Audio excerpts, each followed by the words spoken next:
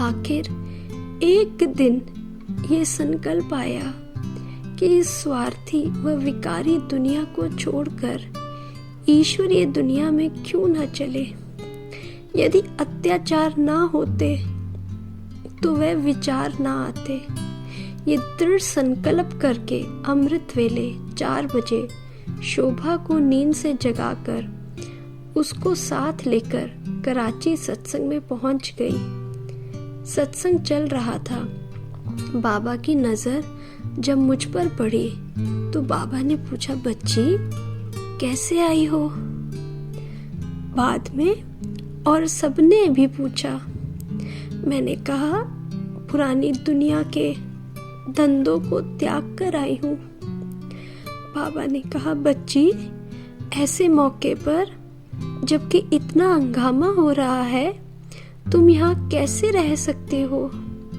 मैंने कहा, नहीं बाबा, अब तो मेरा पाँव सदगुरु के घर में है, अब ये पीछे कैसे हट सकता है।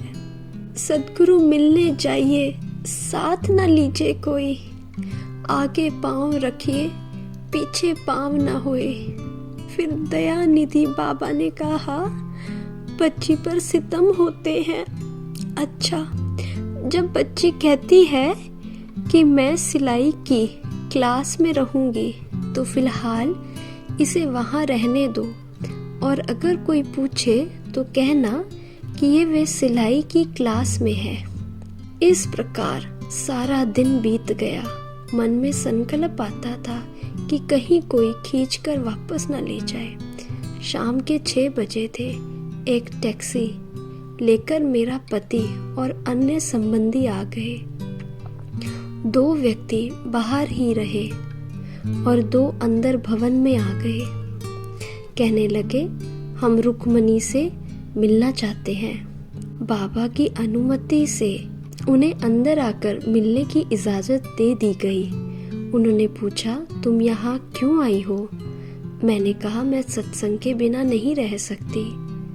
अब हम दोनों, मैं और शोभा, यहाँ ही रहेंगे। अपने हाथ से मेहनत करके शरीर निर्वाह करूंगी। मैं सिलाई का काम करूंगी। ये सुनकर उनकी आंखें गुस्से से लाल लाल हो गई और उसी कंपाउंड में जहां मैं उनसे मिल रही थी, उन्होंने मुझे हाथ पांव से पकड़कर खींचते हुए उठाकर टैक्सी में डाल दिया। टैक्सी में उन चारों, लौकिक देवर, 2 मामे और लौकिक पति ने कस कर पकड़े रखा और टैक्सी चल दी। मैंने भी उस टैक्सी से निकलने की पूरी कोशिश करी। मैंने कहा, आज मैं मर जाऊंगी लेकिन आपके साथ नहीं जाऊंगी। आप घात कर लूंगी लेकिन इस रीति से घर नहीं जाऊंगी। ये बात सुनकर उन्हें, विशेषकर पति को, मुझ पर या तो रहम आने लगा या वह डर गए और पूछने लगे कि क्या तुम अलग रहना चाहती हो? वह मुझे 5 मील दूर एक दोस्त के खाली प्लॉट में ले गए और कहने लगे, हम तुम्हें अलग रखते हैं, तुम आपघात ना करो। मैंने कहा, मेरी 4 बातें सुन लो। मैं अलग रहूंगी, अर्थात जो जीवन को अशुद्ध बनाने के लिए दबाव डालते हैं उनके साथ नहीं रहूंगी। दूसरा, दिन में 1 बार सत्संग में जरूर जाऊंगी।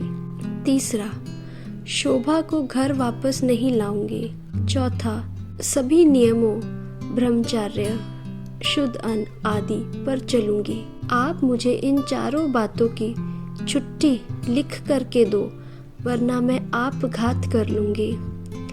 संबंधी सभी चले गए थे, सिर्फ लौकिक पति ही साथ थे और मैं चुन्नी लेकर गला घोटने लगी। उन्होंने मुझसे पूछा, तुम घर से निकलना क्यों चाहती हो? आपघात क्यों करती हो? मैंने कहा, मैं सत्संग छोड़ नहीं सकती, नियमों को छोड़ नहीं सकती। बच्ची को ईश्वरीय पढ़ाई और सेवा में देकर वापस नहीं ले सकती। आप या तो मेरी बात मानो, नहीं तो मुझे आपघात करने दो। रात का समय था। उन्होंने सोचा कहीं कोई ऐसी घटना ना घट जाए, तो चारों ही बातों की छुट्टी दी और पत्र लिख कर दे दिया। शायद ये प्रभाव उसी अविनाशी ज्ञान के बीज का था जो पति में भी पड़ा हुआ था। अमृत वेले 4 बजे उसी अकेले मकान में मुझे वह सत्संग में ले गए। जब मैं वहां पहुंची तो सभी आश्चर्यचकित रह गए। कल तो इसको हाथ पांव पकड़कर उठाकर ले गए थे, आज सवेरे ही फिर ये कैसे पहुंची? फिर तो शोभा भी वहां ही रहने लगी। लगभग 2.5 मास तो ये चारों बातें ठीक चली। धीरे धीरे उस घर से फिर मुझे अपने बंगले में ले गए। वह कहते थे, हम रोज तुझे सत्संग में ले आएंगे, परंतु अपना मकान होते हुए 300 रुपये फालतू इस बंगले के किराए पर क्यों खर्चे? वहाँ अपने मकान में ही कुछ समय तो ठीक चला, परंतु फिर वहीं सत्संग बंद करने की सख्ती शुरू हो गई। अब फिर लौकिक संबंधी लौकिक पति को उल्टा पाठ पढ़ाने लगे। व्यापार इकट्ठा होने के कारण बड़े भाइयों का छोटों पर बहुत प्रभाव था, अतः मेरे पति उनकी बात मानने पर मजबूर हो जाते था।